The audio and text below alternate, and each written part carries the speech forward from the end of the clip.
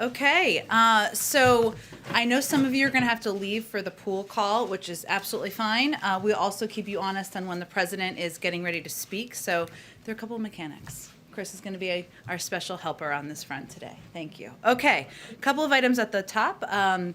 As you may have seen, today the FAA, the Federal Aviation Administration, announced it will award $8 billion in airport rescue grants from the American Rescue Plan to keep airport workers employed, construction projects going, provide rent relief to in-terminal concession companies, and help U.S. airports recover from the impacts of COVID-19.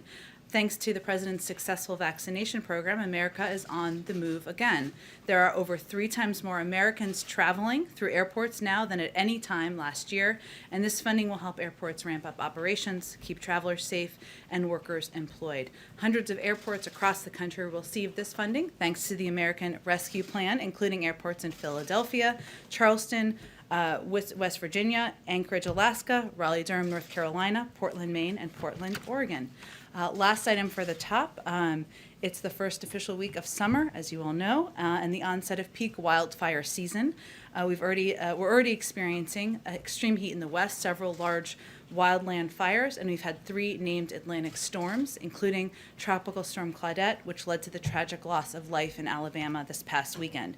It was important to the president to meet with the FEMA administrator and members of the emergency preparedness team, including the Homeland Security Advisor, to discuss the federal government's ongoing preparedness and response efforts, as well as how FEMA supports communities in need. Hence, that's what he will be doing this afternoon. Josh, why don't you kick us off? Thanks, Jen.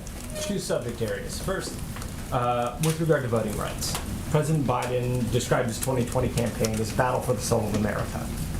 What does the administration think is more important for the soul? Upholding the tradition of the filibuster or getting the voting rights agenda through? If you had to make the choice, what is that choice? Well, we don't see it through that prism, which won't surprise you. I will say that first, the president believes that expanding access to voting, making it easier for people to vote, should be a fundamental right for the American public across the country, and it will be a fight of his presidency long past today. And I will also note, since you gave me the opportunity, that this has been a fight that he has been battling through the course of his career. When he was in the Senate, he fought for an extension of the Voting Rights Act. And it's something that he, of course, talked about on the campaign trail, and he will continue to use the bully pulpit, but also every lever in government to continue to advocate for moving forward.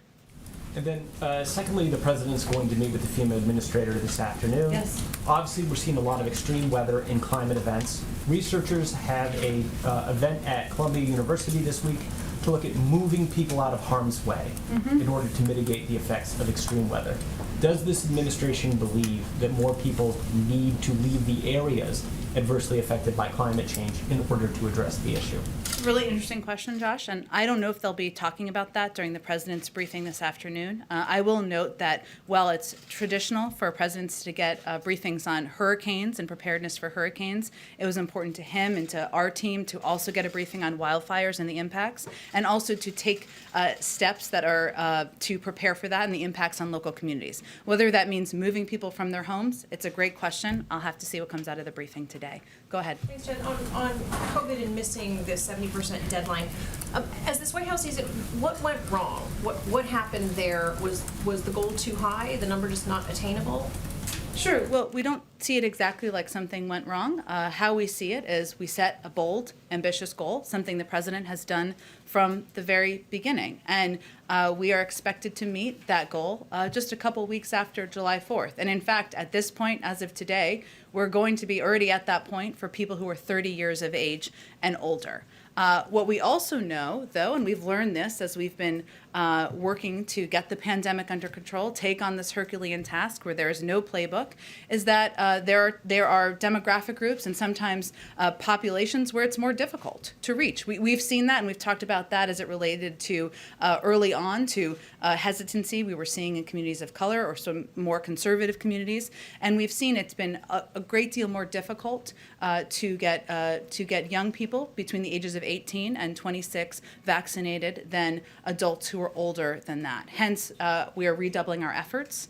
to ensure we are targeting, we are focusing on, we are making the vaccine more accessible for those age groups. But again, we are already meeting the goal of vaccinating with one dose 70% of Americans 30 years of age and older, and we are working toward meeting it for all adults as soon as possible. And just quickly, if I can follow up on voting rights here. Yesterday you said that there's more work to be done. Among that is including engaging state legislatures. But the problems, as Democrats at least see it, is not problems in blue state legislatures. It's Republican-controlled states where many of these decisions are already being made. So what leverage do you actually have, and what realistically do you think you can accomplish in some of these red states? Well, first, I think the point we've been making is that it's a federal approach that is needed, and I think it's important to remember why we're at this point. State legislatures, as you referenced, across the country are passing a wave of anti-voter laws based on the same repeatedly disproven lies that led to an assault on our nation's capital. They are putting these laws in place because they did not like the outcome, and they've continued to perpetuate a lie about the outcome of the election. That's why we're here. What the president and what the vice president will do is engage with voting rights groups, engage with legislatures who are supportive of expanding access to voting around the country. Yes, there are, even in red states, there are many Democratic legislators or legislators who want to expand that access, empower them, work with them, support them in these efforts, and continue to fight to get legislation across the finish line on the federal level. So this fight is not over. No matter the outcome today, it is going to continue. Go ahead. Jen, you mentioned the bully pulpit on the voting issue. Jamal Bowman, a congressman, said earlier today the president needs to be a lot more vocal, a lot more out in front on the issue. Do you guys believe the president has elevated this issue enough, given the seriousness that you frame it? I would suggest that that is a fight. That those words are a fight against the wrong opponent. The president is passionate about this issue. He has been passionate through the course of his time in public office. Again, securing a 25-year extension of the Voting Rights Act, when I would note Strom Thurmond chaired the committee. So that was quite a time to live through. And he's absolutely revolted by the wave of anti-voter laws based on the same repeatedly disproven lies that led to an assault on our nation's capital. As I know, the congressman and many others are as well. We share their passion. We share the desire to fight these efforts. We share the desire to fight against efforts by many Republicans to suppress the vote around the country. It doesn't mean that that fight will always be easy, but he is going to stand by them in this effort. And I would note that it's not that he has, it is not just about private phone calls. He's certainly done a number of those and private meetings, as he did with Senator Manchin yesterday, to convey to him the importance, to him personally, of moving this to a debate on the floor about this important piece of legislation. The president has also gave a speech in Tulsa, Oklahoma, where he made a passionate case for the importance of voting rights. He also has taken action, including empowering a number of nominees at the Department of Justice who have been leading advocates for voting rights, pushing for their confirmation to get through. The Department of Justice also just announced a few weeks ago that they are doubling their support and their financial support for enforcement of important voting laws around the country. And he signed a historic executive action just several weeks ago that puts in place a number of protections to ensure that people have the ability to vote. I would say that's hardly being silent. That's hardly sitting on the back bench. And he will be standing with advocates in this fight for the foreseeable future. Go ahead. Thanks, Jen. This White House is very good at setting ambitious but achievable goals. Did the White House believe that 70% was achievable when you set it? Well, I would say first, there's no record, there's no playbook for this. There's no record to look back and say these were the goals that were achieved 5 years ago or 10 years ago, because we're dealing with a historic pandemic. And the president's view is that we should set bold, ambitious goals and do everything we possibly can to achieve them. And in our view, we have part of our objective was to return the country to normal. for people to enjoy backyard barbecues, which people across the country, millions of people will be. And we'll have 1,000 people on the South Lawn here at the White House, frontline workers, men and women who are serving, also enjoying life back to normal. But we also are honest about where we need to continue to redouble our efforts, and that's among people who are 18 to 26. That is a small, relatively small demographic of the country, but one where there needs to be continued work, and we're going to use every tool at our disposal to push for that. So what is the game plan for getting young people vaccinated in greater numbers? Let me give you a couple of examples of what we're working on. It's not just Dr. Fauci on TikTok, though that is happening. So Dr. Fauci has done several Q&As with TikTok and Instagram influencers to answer questions, to meet people where they are, including young people, give them information they need. CDC's COVID vaccine chat on WhatsApp is now live to help Spanish-speaking young adults get vaccinated.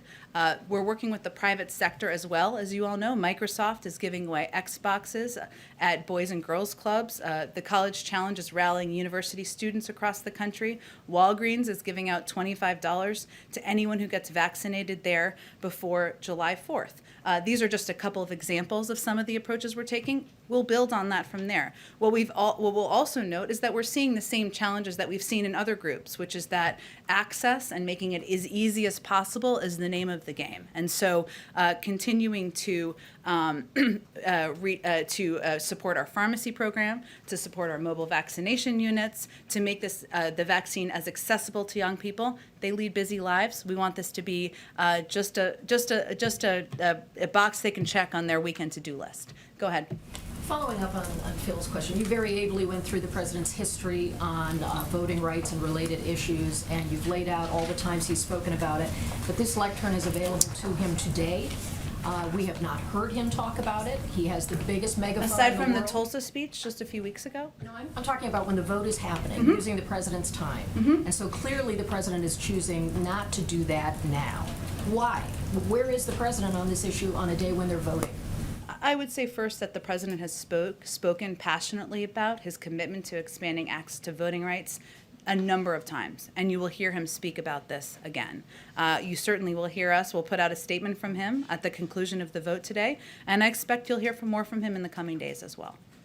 On another subject with COVID, former FDA Commissioner Scott Gottlieb is among the voices saying he's concerned that children who are not yet eligible to be vaccinated could be drivers of the variant, especially with school coming back and camps and all of that. What specifically does the administration feel needs to be done to address that issue for those not yet even eligible to be vaccinated? Well, as a parent of a couple kids myself who are not yet eligible to be vaccinated, I think the challenge is we need to be vigilant and abide by the CDC guidelines. That's not always easy to do, and we know that. And that means, being mindful of social distancing, being mindful of where mask wearing should be essential to keep your kids protected and keep other kids protected. Certainly we can't expedite the work of the FDA. They're the gold standard in science, and we want them to abide by whatever timeline works for them. But it does mean, which again is challenging, abiding by the guidelines for children and those who are not yet eligible until we get to that point. Go ahead. Thanks, Jen. You said yesterday the president feels a great deal of the crime we're seeing is a result of gun violence, but the stats show it's not just gun crimes.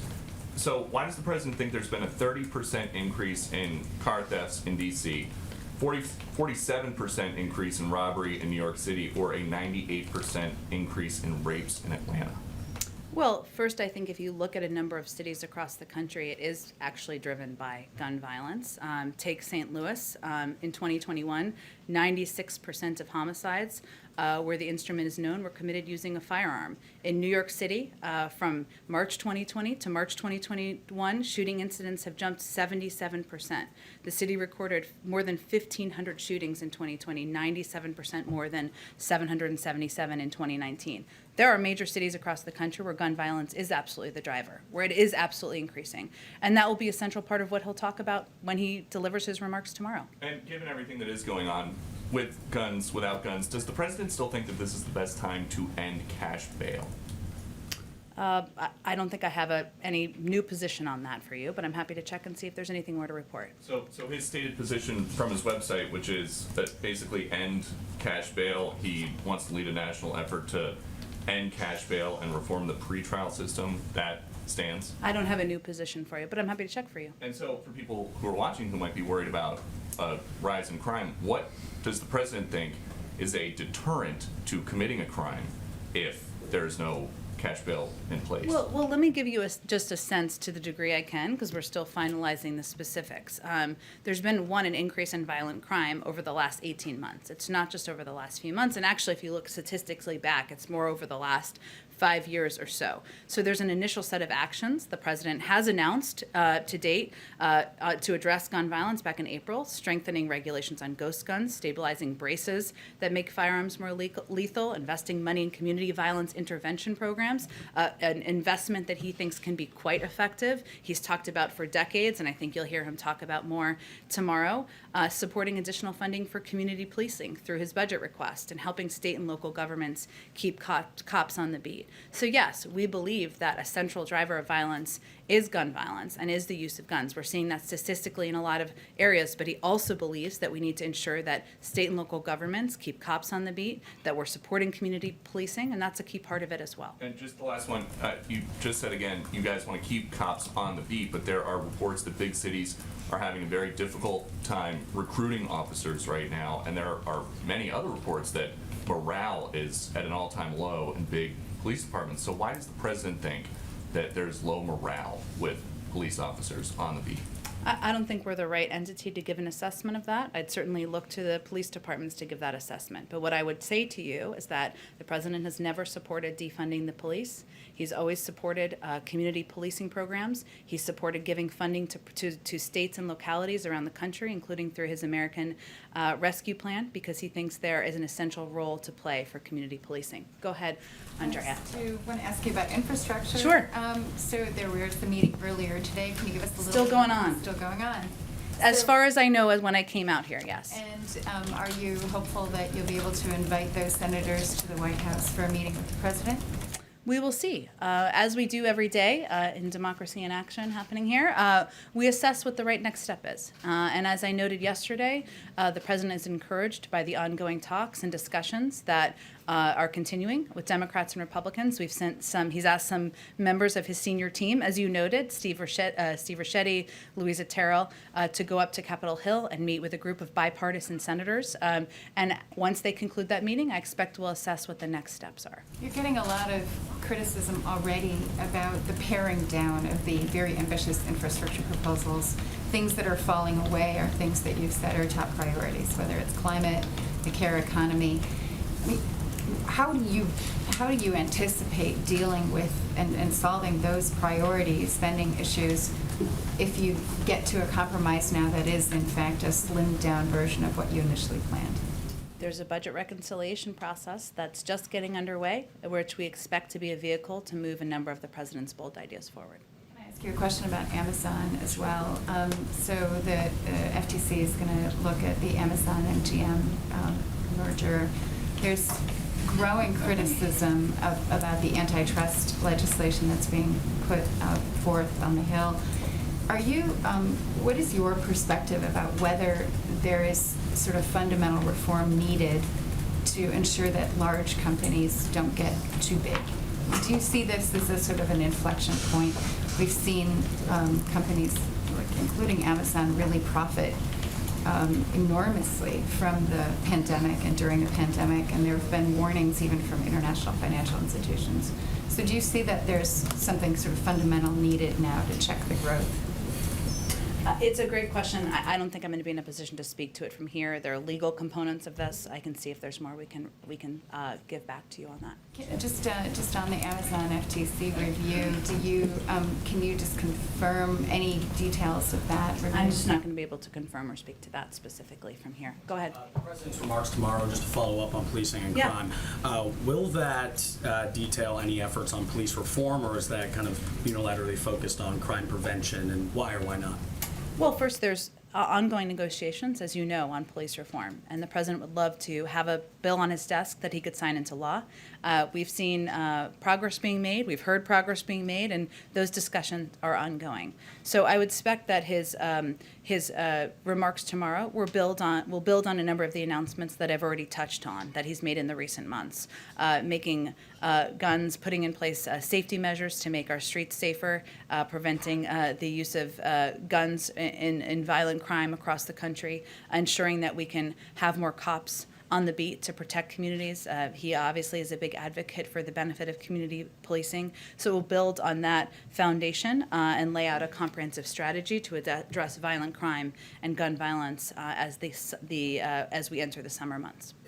Some advocates, criminal justice advocates, have raised concern that potentially having the president raise alarm about, a trend of rising crime, this crime uptick in American cities, could actually undercut efforts on police reform, especially since legislation is still being discussed, in Congress. So is that a concern for the White House at all? The White House has said that, the administration wants to give members of Congress space to negotiate police reform, but that potentially raising alarm of this crime uptick could hurt those efforts. I would say that the negotiations are happening between Senator Booker, Senator Scott, Congresswoman Bass. I don't think they've expressed that particular concern. If there's a named person who's expressing this concern, I'm happy to speak to that. But there's negotiations are ongoing. We keep them abreast of our work.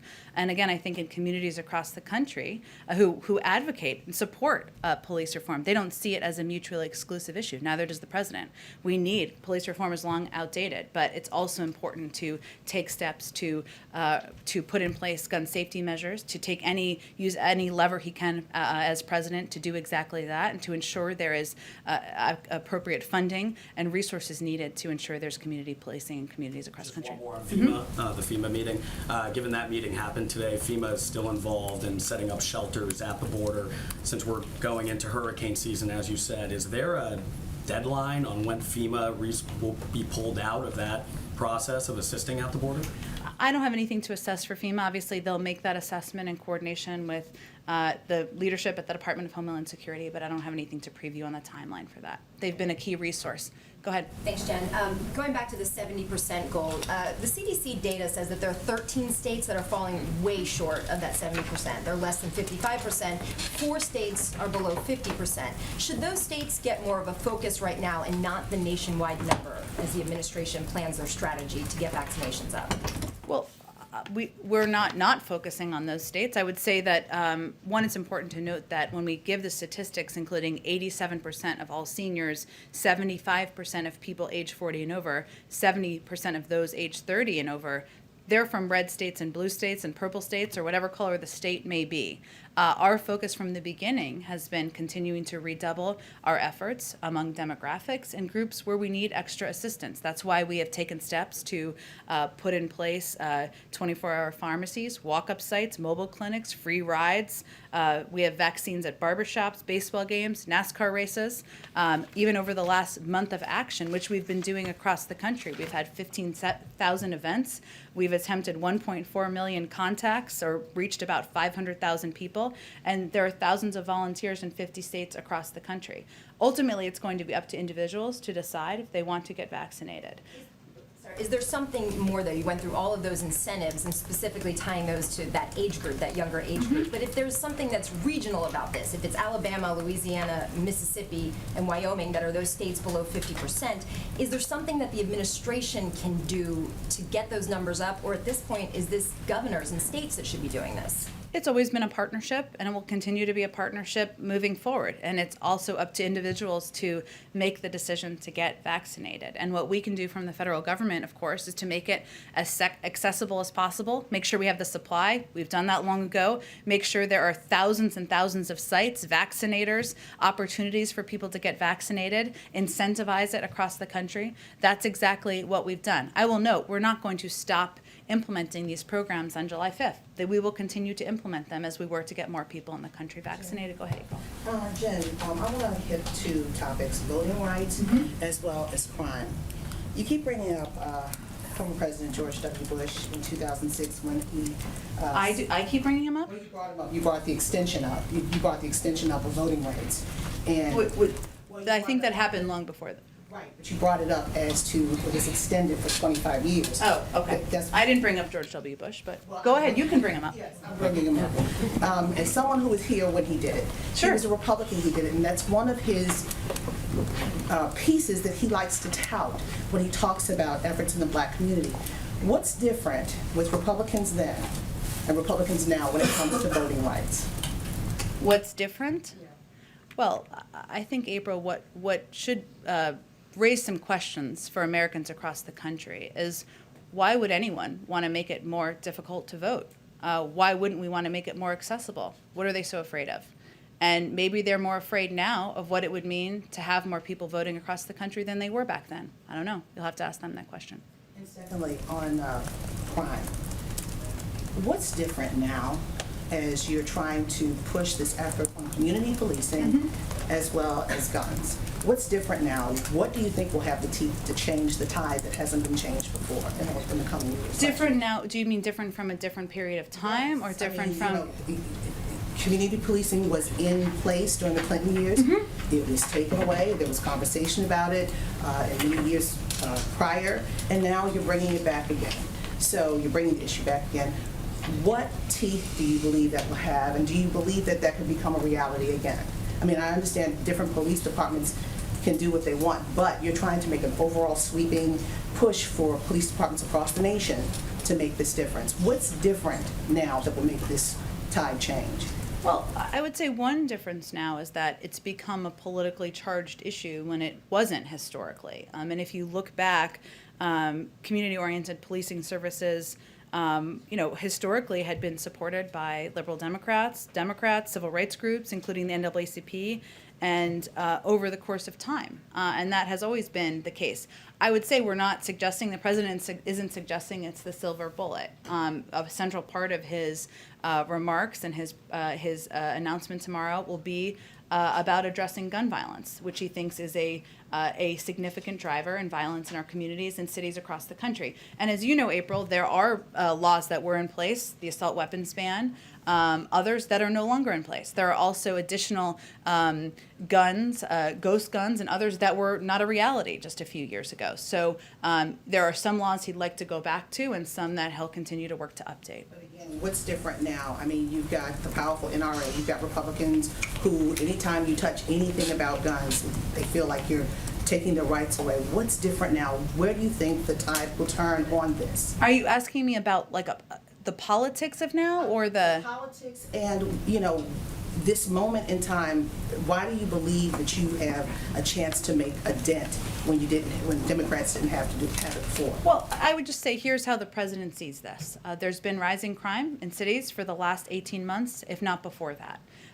Yes, there needs to be reforms of police systems across the country. The president is a firm believer in that. But there are also steps he can take as president of the United States to help address and hopefully reduce that crime. A big part of that, in his view, is putting in place gun safety measures, using, even as Congress is not moving forward currently, using the bully pulpit, but also using levers at his disposal as president. Go ahead. I'll take another stab at that, to use a phrase, sorry. What's different for Joe Biden? 30 years ago, he was chairman of the Senate Judiciary Committee, wrote a crime bill, addressed this issue. What has he learned since then, and what can we look tomorrow that might be the same or different?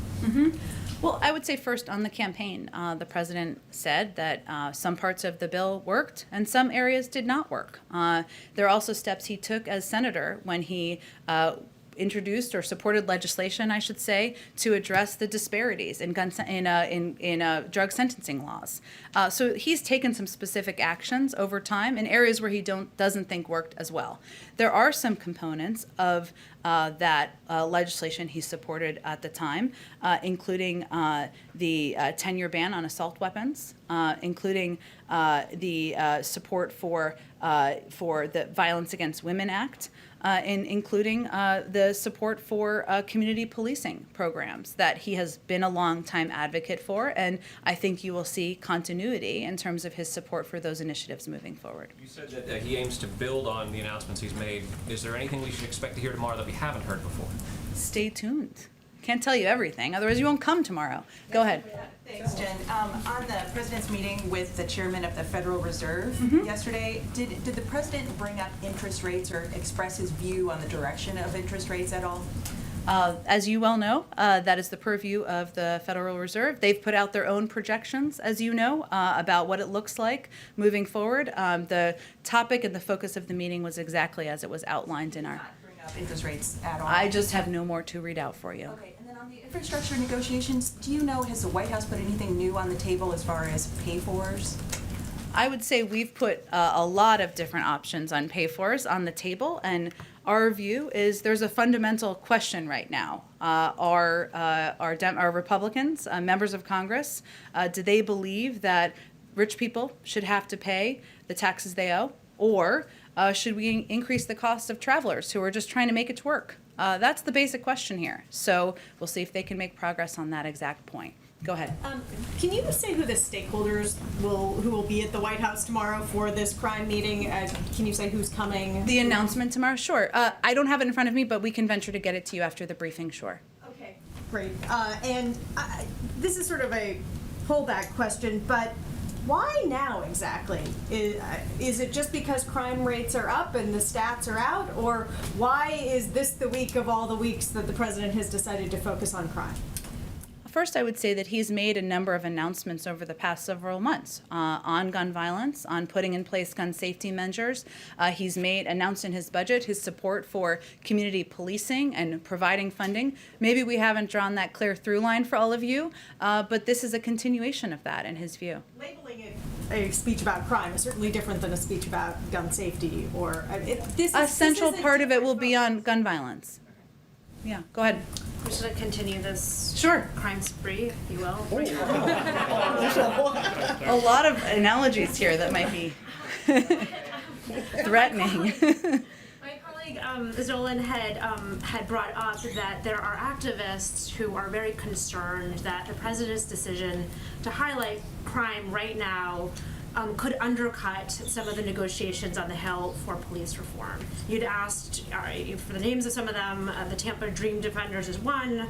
The Justice Action Network is another, just so we sort of have that covered. Mm-hmm. But can you address how the president is going to sort of walk that line between expressing his concern about crime without undercutting these efforts that, as you point out, have been underway for a while? Sure. Well, what I was trying to get at, but thanks for bringing up the question again, is that there are negotiators that are continuing to make progress on the Hill, and the president supports and stands by a lot of these groups and their support and advocacy for long overdue police reform. He believes that, supports it, wants to sign a bill into law. He does not feel that they are conflicting. And I don't think you've heard from any of the negotiators on the Hill that they feel they are conflicting either. So that was the point I was trying to make. And communities across the country where they are seeing, if you're living in St. Louis and 96% of homicides were done, where we know the instrument were done using a firearm, you do want to hear more about what the President of the United States is going to do to address that. If you're living in New York City, you do want to hear more. And nationwide, every town put out some information that there were 3,900 additional firearm deaths and 9,278 additional firearm injuries in 2020 compared to 2019. That's impacting people's lives, people's communities, people's families, people's neighbors. Of course they want to hear more, and he wants to share more with the American public about what he's going to do about it. And then just on COVID, just given that the country did not reach this goal of 70% of adults getting one shot, is there anything that the country cannot do? Is there any sort of, that was always the sort of benchmark for getting back to normalcy. And since we didn't get there, are there things that the country cannot do because we haven't actually achieved the goal that we were supposed to? Well, first I would say it's a goal we here set in the White House. Is there anything you'd recommend the country not to, given that the goal was... Well, this was always going to be community to community, right? When the president set this goal back in March, it was always meant to be a incentive and a driver for people to see what the benefit would be of getting vaccinated. And at the time, what the president said is if you are vaccinated, your neighbors are vaccinated, you can all have a backyard barbecue. We're doing that times about 100 by hosting 1,000 people here at the White House. Now, if you're in a community where you're 80% vaccination rate, my bet is the community is pretty closely back to normal. If you're a community with a much lower vaccination rate, Obviously, you're going to make your own choices, but you're not operating in a community where it should be back to normal. So it's was always going to be local, was always going to be based on what the decisions are made community to community, but not nationwide. No, it's really dependent on where you're living. Because the president's in Washington DC and Washington DC has gone beyond their 70% goal, it's okay to do that thing. It's okay to have 1,000 people in Washington DC at an event because Washington DC has surpassed the 70%, but somewhere where it's a 50% vaccination rate, perhaps. Communities are going to make their own decision. There's nothing ever magical through science about 70%. 70% was a bold, ambitious goal we set to continue to drive to get more people vaccinated across the country. But it's not as if you're 67% in a community, you're at a different level of safety than 71%. Communities are going to make their own decisions. And I think at a fundamental fact is that if you're vaccinated, if your neighbors are vaccinated, then you're safe. Go ahead. Thank you, Jen. One quick Oh, question. I'm sorry. I'm going to mute right here. Go ahead. Go ahead, Chris. Oh, thanks. Can you respond to at least a couple Republican senators, and one today said that, and ones who have talked about signing on to this bipartisan talks right now on the jobs plan, that would essentially stop momentum or stop you guys from being able to do reconciliation. Can you respond to the idea that they're basically cooperating so that you can't do the second half of your plan? I don't think that's how the process works fundamentally. So it will not stop the White House from enacting. And Well, Democrats if we just go to our episode of How a Bill Becomes a Law, there's a budget reconciliation process led by the budget chairman. It's proceeding. It needs a certain number of votes. That's different from the number of votes that are needed for other pieces of legislation. That piece of the budget reconciliation process is proceeding. There'll be discussions. There may even be disagreements among people within the Democratic Party about what should be included in there or not. There needs to be 50 votes to move that forward, but that process is continuing and proceeding. But stopping the momentum Okay. for it, as well as taking the amount of time that these talks are taking, that it realistically that it could gum up the works. And, to get How would it this- gum up the works? I mean, this is their plan, their hope of Sounds like strategy. they have some more explaining to do about what they mean. Or maybe they need to go to a How a Bill Becomes a Law, how reconciliation works. Senator Sanders could come to the Republican caucus and teach them. I'm offering him. I'm sorry, we have to wrap it up because I think the president's about to speak. But thanks so much, everyone. Sorry it was a little short today. Thanks, Jen.